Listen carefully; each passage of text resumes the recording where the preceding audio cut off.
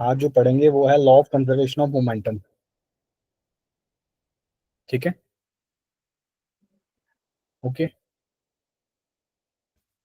आप ये इस तरह के लॉज है ना, law of conservation of momentum, law of conservation of energy. Energy आप नेक्स्ट क्लासेस में स्टडी करोगे। केमिस्ट्री में बर्नौलीज इक्वेशंस आपने पढ़ी होंगी, आगे स्टडी करोगे आप। बर्नौलीज इक्वेशन, गॉस लॉज होंगे। ठीक है। उन सब में law of conservation of mass का वर्क करता है।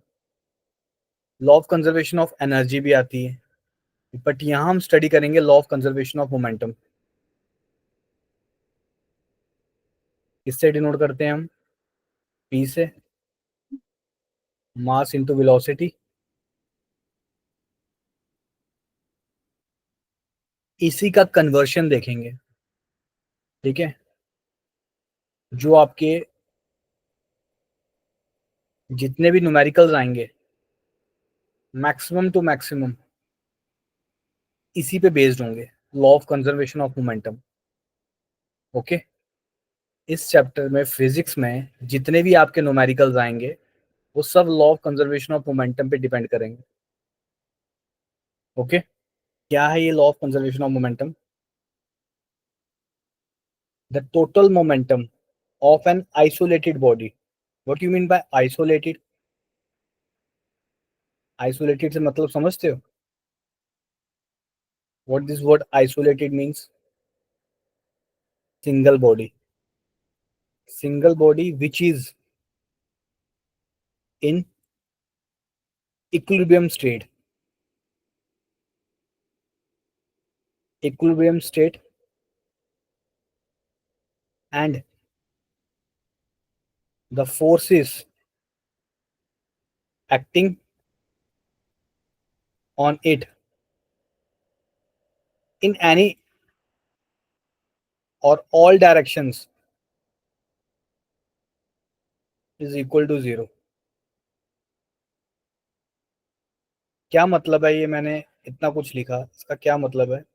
एक सिंगल बॉडी जो जहां पर पड़ी है वो वहीं पे पड़ी है। ठीक है।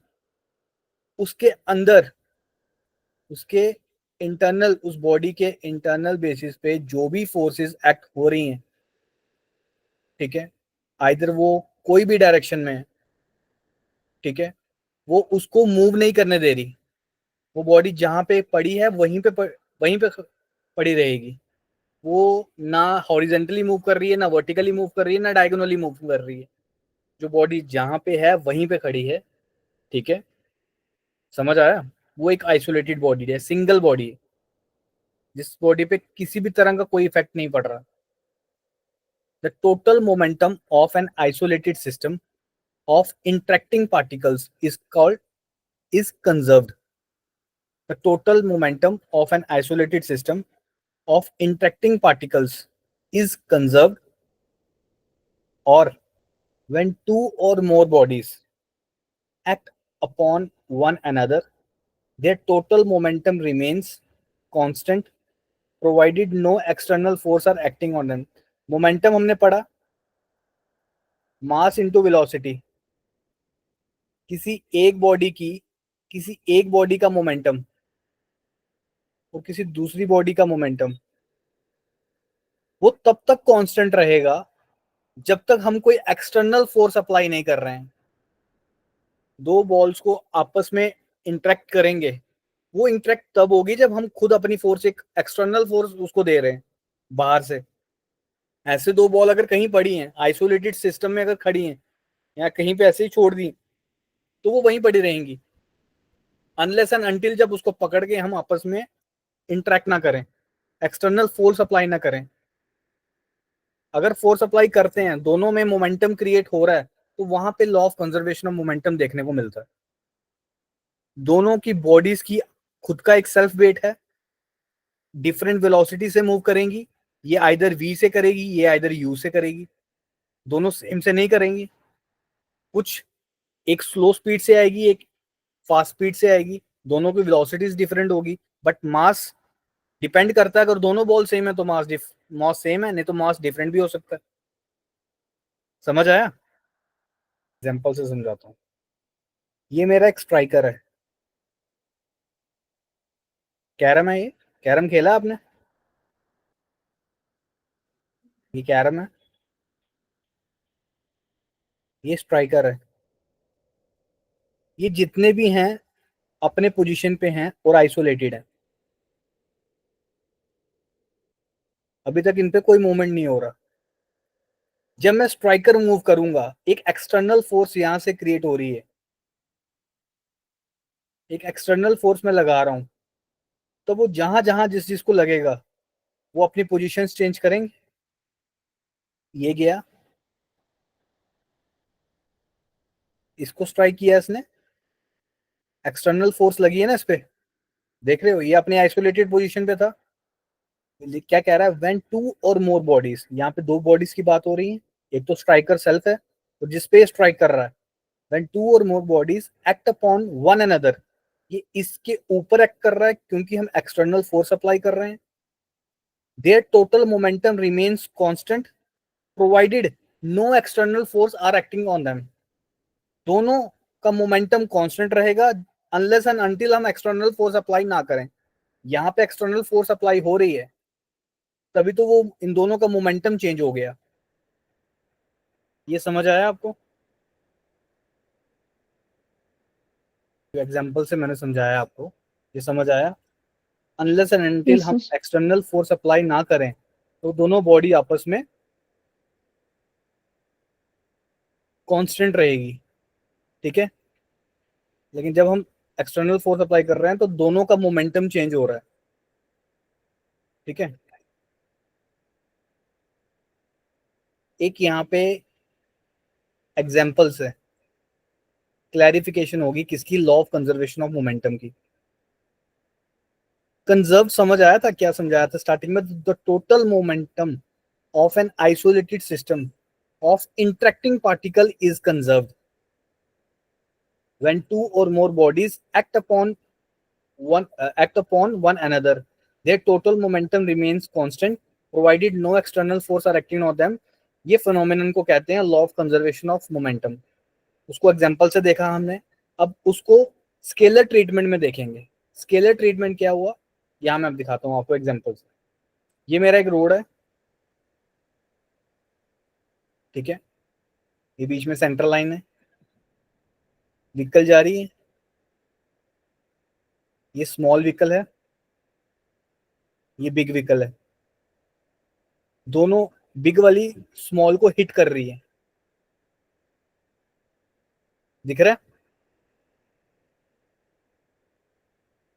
हेलो, पहले जो दोनों चल रही हैं दोनों का मोमेंटम सेम होगा, बट अब मोमेंटम डिफरेंट हो गया दोनों बॉडीज का, इसका भी और स्मॉल वाली बॉडी का भी। कैसे? जैसे इसने इसको हिट किया, एक एक्सटर्नल फोर्स लगी स्मॉल बॉडी पे, तो दोनों का मोमेंटम चेंज हो गया। Suppose a big and a small move car move in the same direction with different velocities। ये देखो, आप देखो ना, ये छोटी गाड़ी जो है इस अपनी वेलोसिटी से चल रही थी। जो ज्यादा वेलोसिटी से, जो ज्यादा तेज वेलोसिटी से आएगा वही तो हिट करेगा नेक्स्ट व्हीकल को। ये बड़ी व्हीकल ज्यादा वेलोसिटी से आ रही थी, उसको हिट किया। डिफरेंट वेलोसिटी से है, सेम मतलब डायरेक्शन सेम है बट डिफरेंट वेलोसिटीज। यहाँ पे जो मैं आपको दिखाया था पहले, law of conservation of momentum की जितनी भी न्यूमेरिकल्स हैं वो एक इक्वेशन से सॉल्व होंगे आपके इस चैप्टर में, ठीक है। वो इक्वेशन वहां से सॉल्व होगी इस थ्योरी से, इसको ध्यान से समझना, ओके। ये एक एग्जांपल देखी, क्या बोला इसने, एक स्मॉल व्हीकल है, एक लार्ज व्हीकल है, दोनों सेम डायरेक्शन में जा रहे हैं horizontally in a straight line, but दोनों की वेलोसिटीज डिफरेंट है। जिसकी ज्यादा वेलोसिटी होगी वही तो हिट करेगी नेक्स्ट व्हीकल को। अब बड़ी व्हीकल की वेलोसिटी ज्यादा, इसने हिट किया स्मॉल व्हीकल को। इसमें हम क्या कर रहे हैं, let mass of bigger vehicle can be m1 and its initial velocity is u1, okay. जो बिगर व्हीकल है उसकी हमने मास लिया है m1। ये एक स्केलर ट्रीटमेंट से मैं समझा रहा हूँ law of conservation of momentum. कैसे कि दोनों व्हीकल्स हैं, दोनों एक स्ट्रेट लाइन में मूव कर रही हैं सेम डायरेक्शन में, और दोनों की वेलोसिटीज डिफरेंट है। डेफिनेटली जिसकी वेलोसिटी ज्यादा होगी वही एक जिसकी कम वेलोसिटी है उसको हिट कर रही है। तो बिगर व्हीकल का बिगर कार जो है उसकी मास ले लिया M1 और उसकी इनिशियल वेलोसिटी क्या होता है, जहां से गाड़ी स्टार्ट हुई है, वो है U1। ठीक है, इनिशियल वेलोसिटी मतलब ये जो बड़ी गाड़ी है जहां से स्टार्ट हुई है, ठीक है, वो हो गया इनिशियल वेलोसिटी, U1 लिया उसको। Late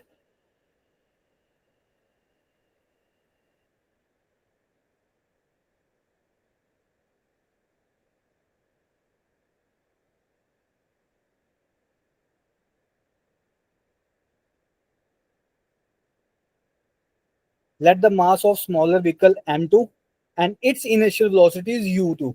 Okay, U1 is greater than U2 definitely। यहां से हमने देखा जिसकी वेलोसिटी ज्यादा है वही तो हिट करेगी, जिसकी वेलोसिटी कम है। ठीक है, इसमें तभी दिखाया U1 is greater than U2।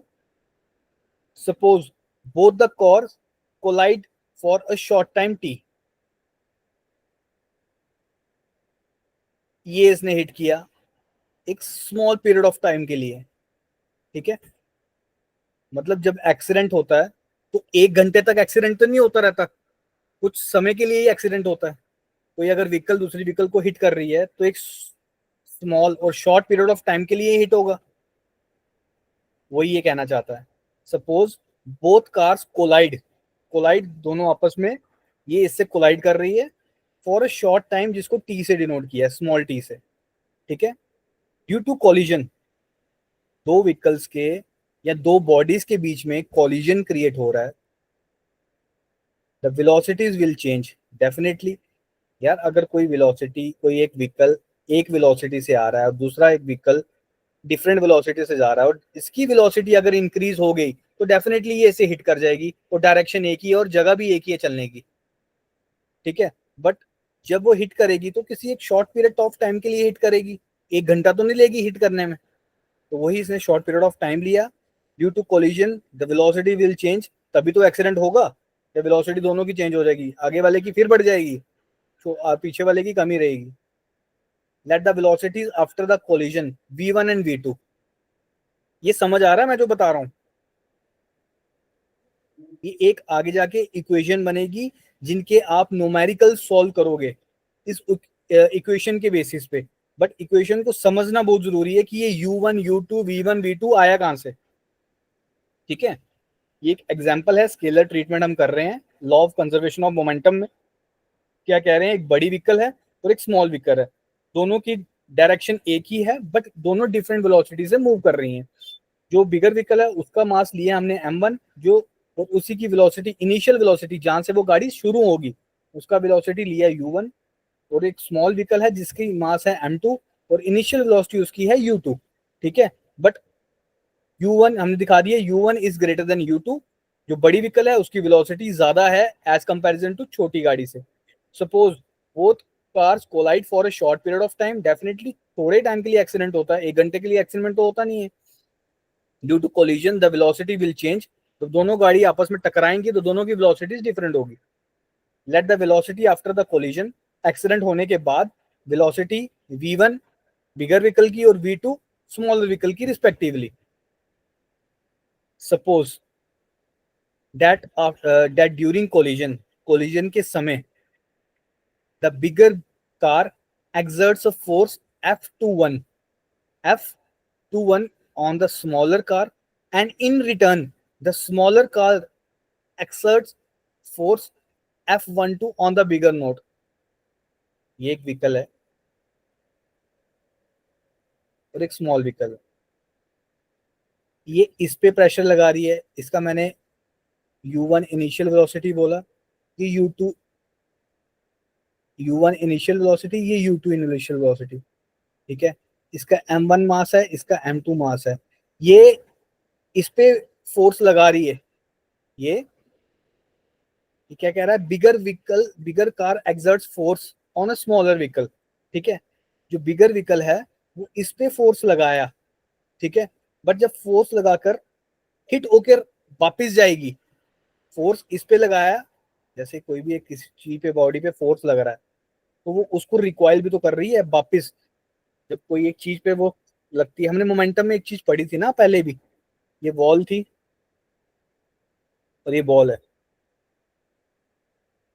जब ये इससे टकराएगी, ठीक है, किसी एक फोर्स से, किसी एक फोर्स हम यहाँ अप्लाई कर रहे हैं, तो ये इससे टकराएगी, तो शॉर्ट पीरियड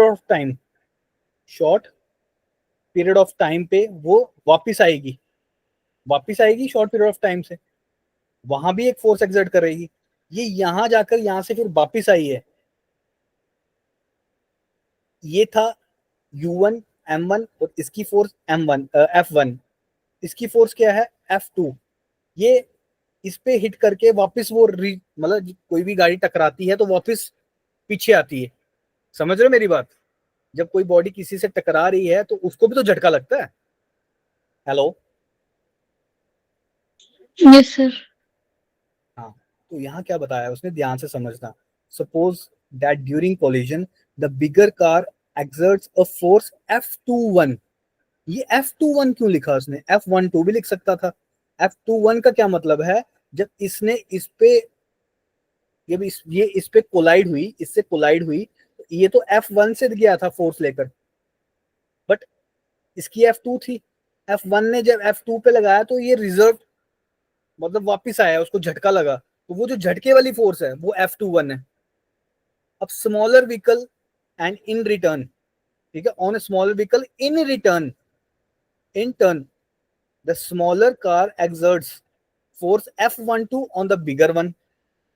जो यहां से फोर्स यहां करके वापस इसको झटके में लग रही है, सेम जो नेक्स्ट व्हीकल है स्मॉलर, उसको भी सेम फोर्स लगेगी। मेरी बात समझ आ रही है? Yes sir. इस law of conservation of momentum को इसी तरह से समझना पड़ेगा विद एग्जांपल्स। तो लास्ट में जो न्यूमेरिकल आएंगे, न्यूमेरिकल एक इक्वेशन बनेगी, उसी से क्वेश्चंस नेक्स्ट में आपके न्यूमेरिकल मैक्सिमम सॉल्व होंगे। तो उसका ये बेस है, समझना कि ये FU1 U2 U3 कहां से आएगा। ये F21 का समझ आया और F12 को पता चला कि ये क्यों लिखा जा रहा है। Yes sir. आगे देखो, व्हेन द फोर्स F21, जो बड़ी गाड़ी ने छोटी गाड़ी पे लगाई, लेकिन उसको खुद भी झटका लगा, झटके से जो फोर्स आई वो F21 है, ठीक है। When the force F21 acts on the smaller car, its velocity changes U2 to V2। समझ आई? ये भी बड़ी व्हीकल की ही बात कर रहा है। If the force F21 acts on a smaller car, its velocity from U2 to V2, F21 is equal to M2 into A2। एक ये क्या है? Force equal to mass into acceleration. अब जहां की जिस बॉडी की फोर्स लग रही है, तो उसका खुद की बॉडी का मास और उसका एक एक्सेलरेशन भी होगा। समझ आ रहा है? Yes sir.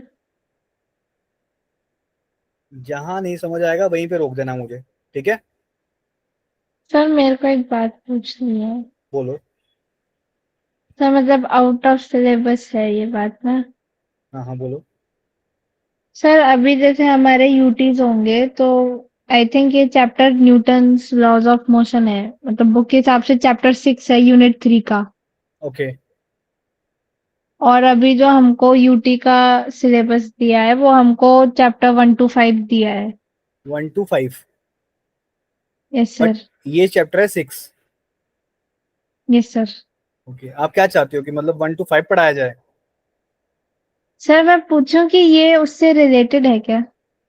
रिलेटेड तो नहीं है, रिलेटेड तो नहीं बोल सकते, हर टॉपिक में आपको कुछ कुछ नया मिलेगा। हाँ, कुछ चीजें इंटरलिंक्ड होती हैं, बट ये चैप्टर ही अगर डिफरेंट है तो वहां पे आपको डिफरेंट ही चीज मिलेगी ना, वो उन 5 चैप्टर्स में तो नहीं मिलेगा।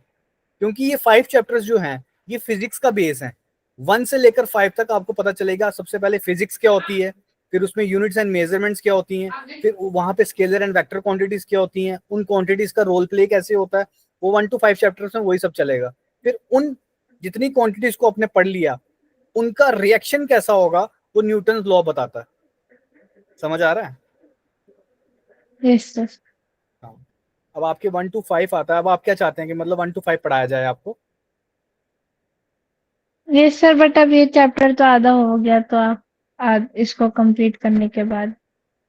तो ठीक है, कोई नहीं, आज जितना हो पाता है, ठीक है, फिर उसको हम पढ़ाते हैं। तो आप मुझे बता देना नेक्स्ट टाइम क्या चीज पढ़ाया जाए, क्या टॉपिक पढ़ाया जाए, वही उसको मैं कंटिन्यू करूंगा, ठीक है।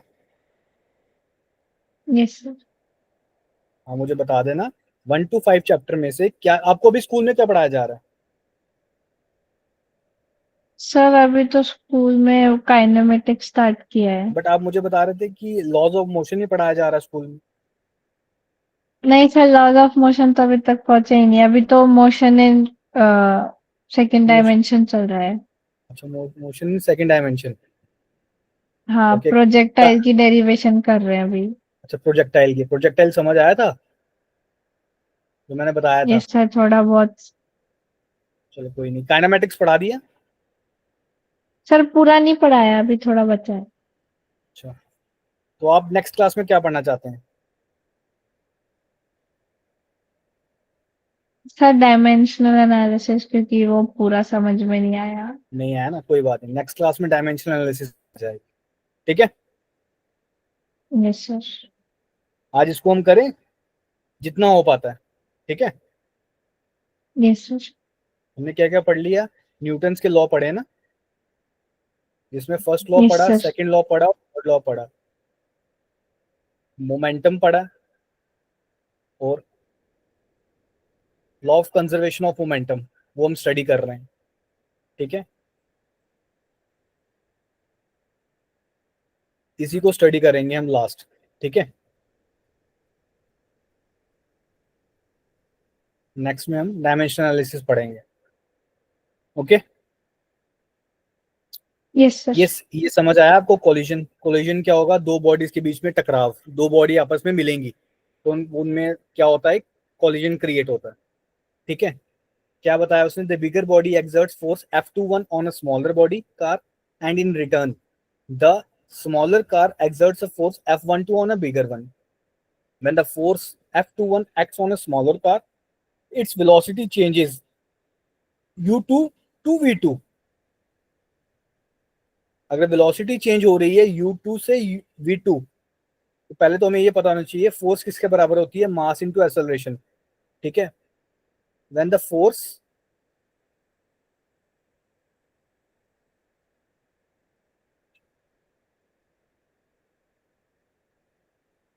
ध्यान से समझो, suppose that the during collision the bigger car exerts a force F21 on the smaller car and in return the smaller car exerts force F12 on the bigger one.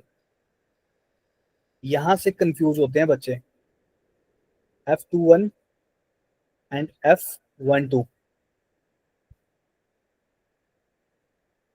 F21 और F12, ठीक है।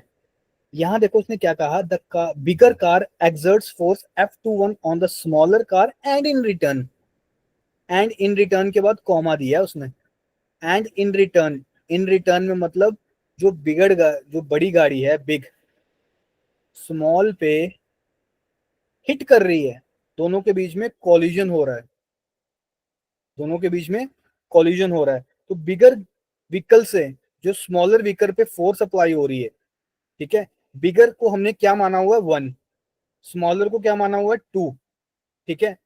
बिगर से smaller पे अगर force, definitely इसकी force ज्यादा है तभी तो वो कोलाइड कर रही है स्मॉलर से, 1 से 2 तक इसकी फोर्स जा रही है, मतलब 1 से, मतलब बिगर व्हीकल से स्मॉलर व्हीकल पे इसकी फोर्स कोलाइड कर रही है आपस में, तो रिटर्न में इसको तो जो झटका लगता है, मतलब एक गाड़ी दूसरी गाड़ी पे अगर ज्यादा फोर्स से जा रही है तो झटके से जो वापस उसको फोर्स लगेगी, उसको उन्होंने कहा है F21।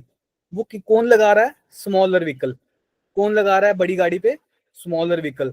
सेम ये जो F12 है, F12 है, ये लगाया स्मॉलर व्हीकल ने बड़ी व्हीकल में F21, और smaller vehicle F12 on a bigger one.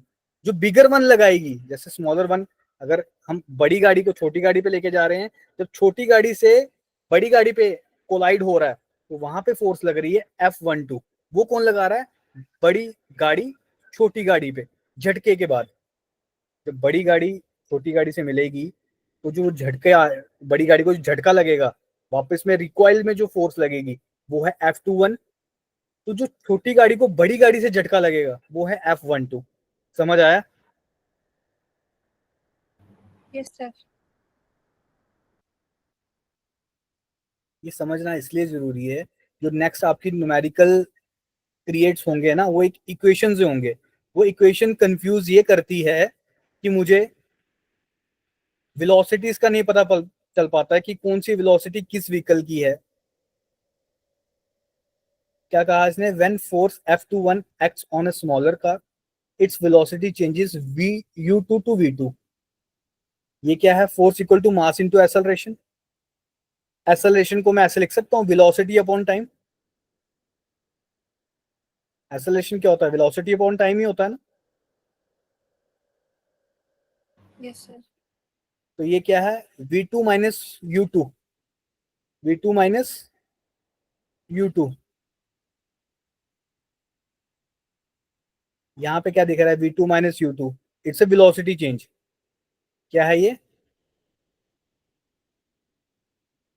Change in velocities.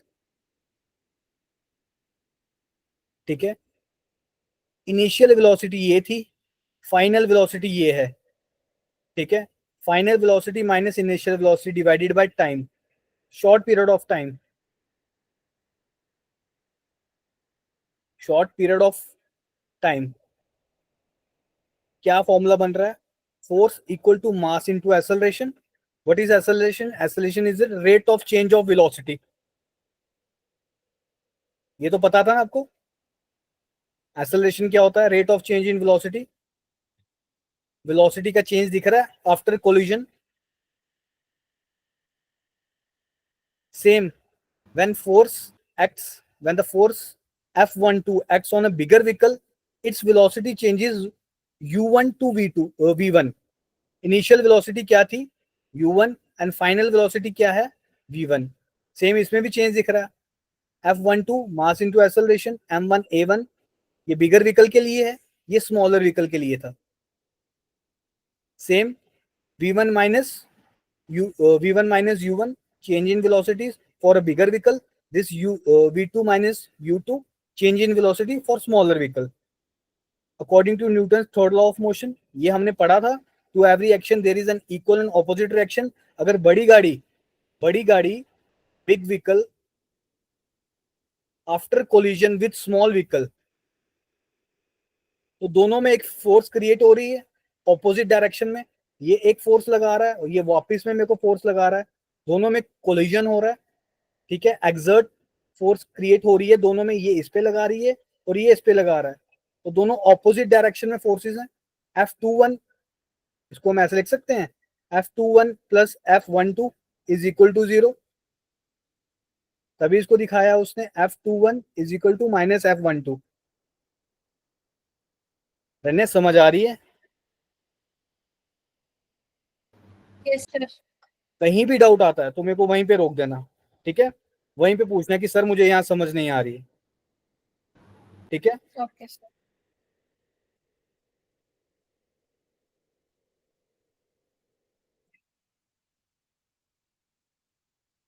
Simple C equation है। दोनों व्हीकल्स की कहानी है यहाँ पे, स्मॉलर व्हीकल की और बिगर व्हीकल की। दोनों आपस में कोलाइड होती हैं। कोलाइड होने के बाद जब भी यार, एक नॉर्मल एग्जांपल देखी जाए, दो व्हीकल्स आपस में टकराती हैं, तो टकराती कैसे हैं? एक डेफिनेटली किसी ना किसी गाड़ी की वेलोसिटी ज्यादा होगी, तभी तो वो उससे टकरा रही है। टकराने के बाद दोनों की वेलोसिटी चेंज हो जाएगी, चाहे इसकी कम हो जाएगी, इसकी बढ़ जाएगी। इसकी पहले से बढ़ी हुई थी और इसकी कम थी। ठीक है। दोनों की वेलोसिटी चेंज होगी है, बड़ी की भी चेंज होगी और स्मॉलर की भी चेंज होगी। वही वेलोसिटी का चेंज यहाँ पे दिखाया गया है। बिग स्मॉलर वाले में v2 माइनस u2 और लार्जर बिगर वाली में v1 माइनस u1। तो दोनों की फोर्सेस मिल गई हैं मुझे, स्मॉलर व्हीकल की भी और बिगर व्हीकल की भी। According to Newton third law of motion, to every action there is an equal and opposite reaction.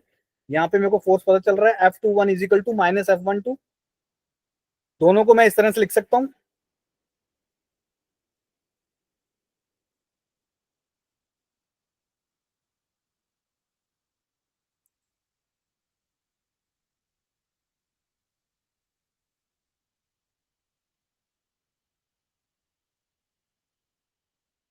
दोनों को इसके प्लेस में लिख सकता हूं। Hello, yes sir. ये F21 है, ये F12 है। F21 की क्या इक्वेशन मिली मुझे, M1 into V2 minus U2 upon T, वो यहाँ पे आ गया। F12 माइनस में M1 V1 minus U1 upon T, उसको भी मैंने यहाँ लिख दिया। ठीक है, कैंसलिंग T बोथ साइड, क्योंकि टाइम एक शॉर्ट पीरियड ऑफ टाइम में दोनों कोलाइड करेंगी। जब दो गाड़ियों के बीच में एक्सीडेंट होता है तो वो 1 घंटे तक थोड़ी ना एक्सीडेंट चलता रहता है, एक शॉर्ट पीरियड ऑफ टाइम के लिए एक्सीडेंट, दोनों गाड़ियां आपस में कोलाइड करती हैं, तो उस शॉर्ट पीरियड ऑफ टाइम को अपन नेग्लिजिबल लेते हैं। तो cancelling T on both side, T cancel out करते हैं, हमारे पास ये बचेगा क्या, M2 V2 minus U2, M1 V1 minus U1। समझ आया? Yes sir.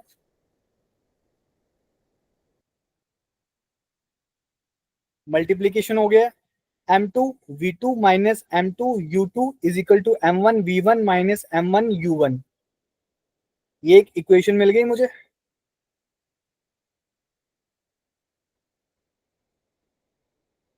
ये दिख रही है equation, M1 V1 plus M2 V2, M1 U1 plus M2 U2। ये law of conservation of momentum की इक्वेशन है। जब भी कोई भी क्वेश्चन इस तरह से आएगा कि दो बॉडीज आपस में कोलाइड कर रही हैं, ध्यान से समझना मेरी बात।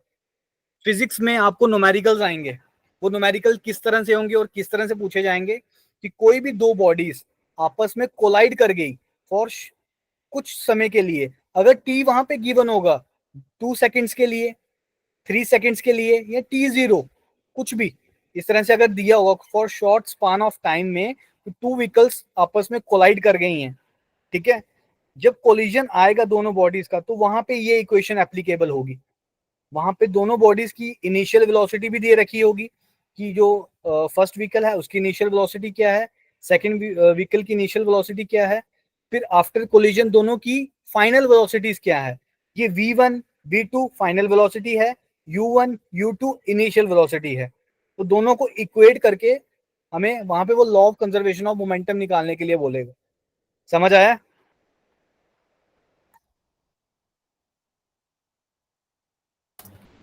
रन्या समझ आया? Hello, yes sir.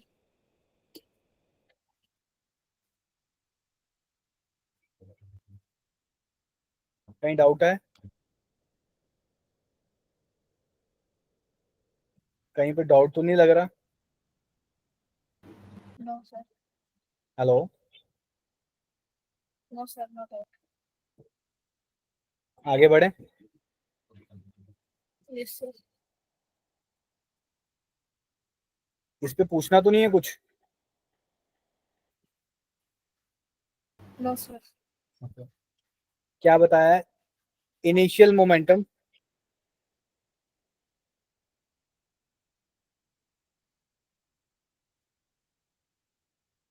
Initial momentum of a bigger car M1 U1, initial momentum of a smaller car M2 U2। Momentum पता लग रहा है ना क्या बता रहा हूँ? मोमेंटम मास इंटू वेलोसिटी, ऐसे डिनोट करूंगा मैं, mass into initial velocity, mass into initial velocity. समझ आया? ऐसे ही लिखूंगा ना मोमेंटम को मैं। Yes sir. ये बिगर व्हीकल का U1 और बिगर स्मॉलर व्हीकल का U2, M2 U2, M1 U1। Final क्या आ गया, M1 V1 बिगर के लिए, स्मॉलर के लिए M2 V2। ये जो इक्वेशन है वो ये सब डिनोट कर रही है। Total momentum after collision is equal to total momentum before collision. Before में क्या होगा, इनिशियल, उन दोनों गाड़ियों का इनिशियल क्या पोजीशन है, इनिशियल वेलोसिटी क्या है, वो यहाँ पे आ गया। एक्सीडेंट होने के बाद उन उनका मोमेंटम किस तरह का है, वो यहाँ पे आ गया। दोनों को इक्वेट कर रही है ये इक्वेशन, यहीं पे दिखाती है law of conservation of momentum. दोनों मोमेंटम कंजर्व हो गए, दोनों मोमेंटम बिफोर कोलिजन और आफ्टर कोलिजन दोनों को कंजर्व करके इक्वेट कर दिया। समझ आ रहा है? Hello, Yes, sir. यहां हमने क्या पढ़ा था? Scalar treatment. यहां क्या पढ़ा हमने? Scalar treatment. स्केलर हमने पढ़ा ना, जिसकी सिर्फ और सिर्फ डायरेक्शन होती है।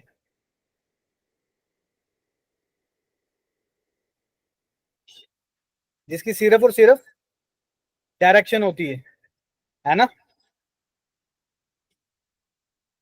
Hello, Yes, sir. डायरेक्शन होता है या मैग्नीट्यूड होता है?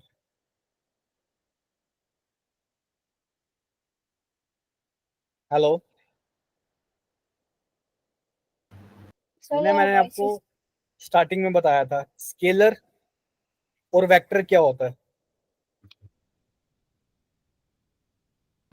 Sir, आपकी voice crack हो रही है.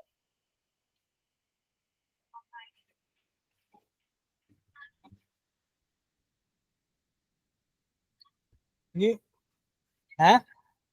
हेलो, हम कर लो थोड़ी। स्केलर और वेक्टर मैंने बताया था ना आपको पहले।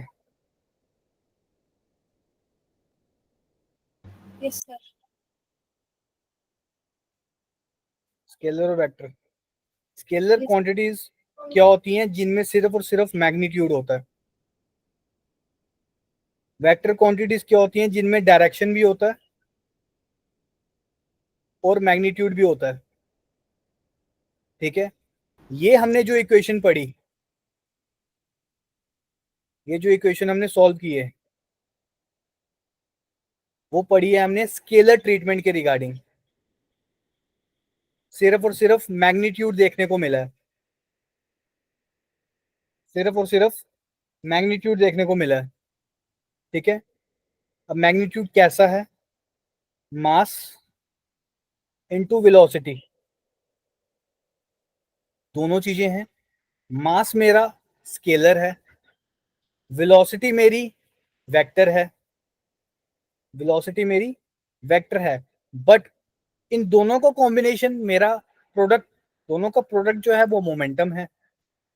बट मोमेंटम टू व्हीकल्स का मैं यहाँ डिफरेंशिएट कर रहा हूँ, बिगर का और स्मॉलर का, after collision and before collision. ठीक है, उन दोनों को मैं कंजर्व कर रहा हूं इसमें, एक्सीडेंट से पहले और एक्सीडेंट के बाद, दोनों को इक्वेट करके मैं यहाँ पे दिखा रहा हूं।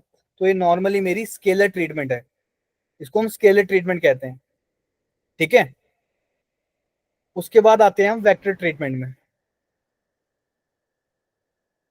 समझ आया? Yes, sir. अब आएंगे हम वेक्टर ट्रीटमेंट में। वेक्टर ट्रीटमेंट क्या होता है वो पढ़ लिया हमने। स्केलर ट्रीटमेंट जो इक्वेशन जो आई हमारी m1v1 plus m2v2 is equal to m1u1 plus m2u2।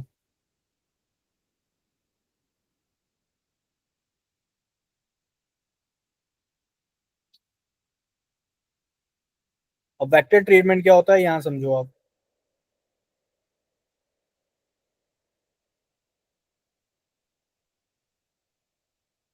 ये दो बॉडीज दिख रही हैं,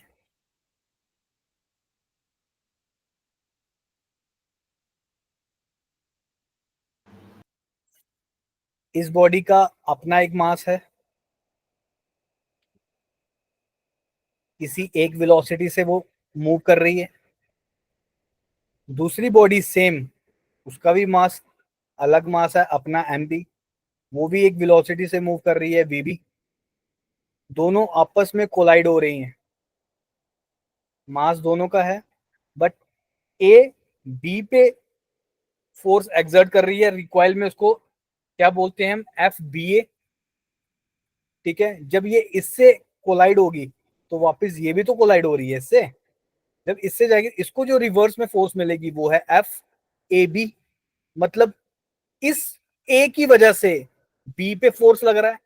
इस बी ए का क्या मतलब हुआ? इस बी की वजह से ए पे फोर्स लग रहा है। समझ आया? हेलो, मैंने समझ Yes, आ रहा sir. है? Yes, sir. कि एफ बी ए और एफ ए बी का क्या मतलब है। एफ बी ए मतलब इस ए बॉडी पे, इस ए बॉडी पे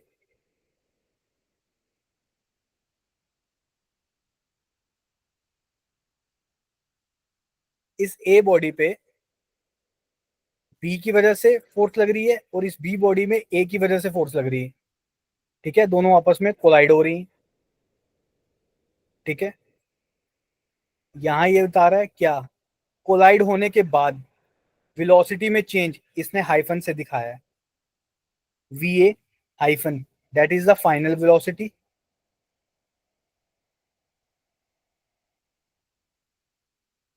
वहां पे हमारी नॉर्मल वेलोसिटी थी, बिल्कुल simple velocity, v v one v two u one u two. But यहाँ पे हम उसको डायरेक्शन बेस पे लेकर जा रहे हैं, तभी इन पे वेक्टर लगा दिए। ये वेक्टर दिखाई दे रहा है। लास्ट वाली में स्केलर ट्रीटमेंट था, वहां पे आपको वेलोसिटीज पे वेक्टर ट्रीटमेंट नहीं दिख रहा था। वेक्टर आ गया कि इसमें डायरेक्शन भी दिखेगी और इसका कुछ मैग्नीट्यूड भी होगा। उसमें सिर्फ और सिर्फ मैग्नीट्यूड था, डायरेक्शन नहीं थी। तो दो तरह की ट्रीटमेंट है, एक स्केलर ट्रीटमेंट और एक वेक्टर ट्रीटमेंट। स्केलर हमने पढ़ लिया, वेक्टर ये वाला ट्रीटमेंट है जिसमें वेलोसिटीज को भी हम वेक्टर ट्रीट करेंगे। समझ आया?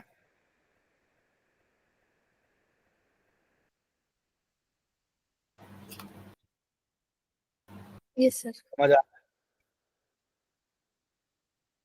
बोर तो नहीं हो रहे? No sir, no sir.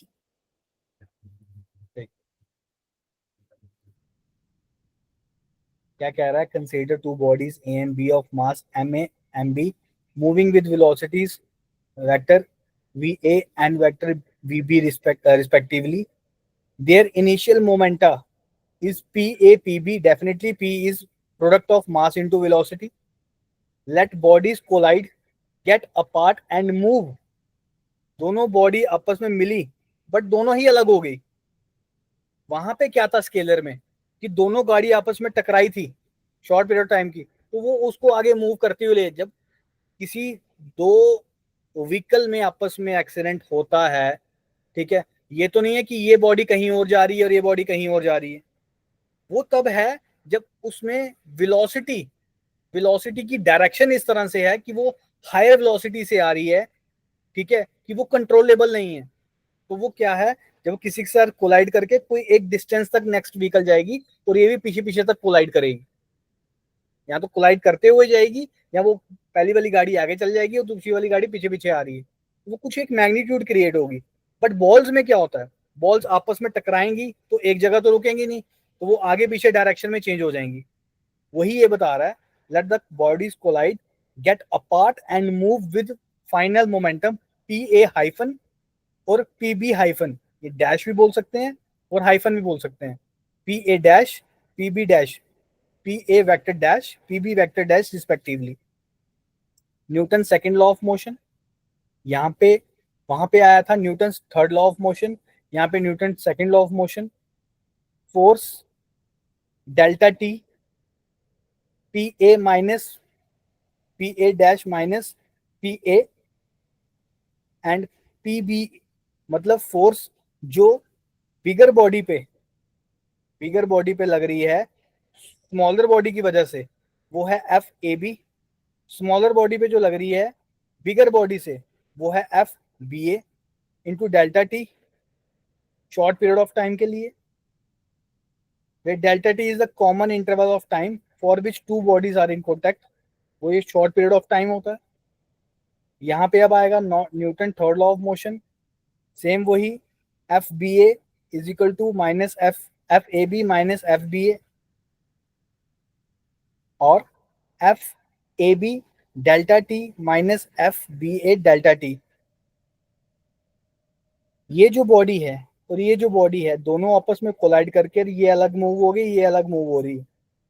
दोनों में डायरेक्शन भी है, मैग्नीट्यूड भी है, वेक्टर्स में ले रहे हैं, दोनों का कुछ टाइम पीरियड ले रही है दोनों। ये किसी टाइम से यहाँ डायरेक्शन में मूव हो रही है, ये किसी एक डायरेक्शन में कुछ टाइम में यहाँ डायरेक्शन में मूव हो रही है। और इसको हम P A dash minus P A से भी डिनोट कर सकते हैं, minus P B minus P B, P B dash minus P B, ये इक्वेशन ही है। ये पी क्या है, मोमेंटम ही है।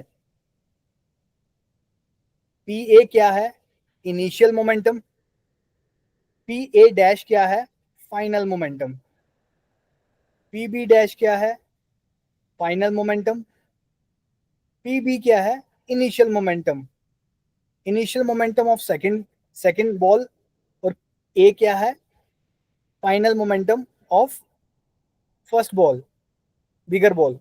ओके, इक्वेशन आएगी वही सब, बट उसको हमने वेक्टर क्वांटिटी में दिखाना।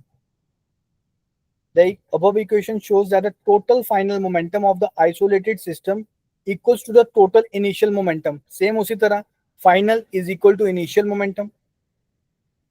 There is a true for elastic as well as inelastic collision. Elastic में क्या होता है, elastic, isolated, isometric और elastic, ये तीनों प्रॉपर्टीज क्या डिफाइन करती हैं कि जहां पे कोई बॉडी खड़ी है तो वो तो वहीं पे खड़ी है जब तक अनलेस एंड अनटिल कोई एक्सटर्नल फोर्स अप्लाई नहीं हो रही, उसके बीच के पार्टिकल्स वो मूव नहीं करेंगे। जहां पे वो खड़ी है वो बॉडी वहीं पे खड़ी रहेगी। जब उसको हम एक्सटर्नल ट्रीटमेंट दे रहे हैं तभी वो बॉडी में चेंजेस दिखने को मिलेंगे। इक्विलिब्रियम ऑफ पार्टिकल, इक्विलिब्रियम क्या होता है?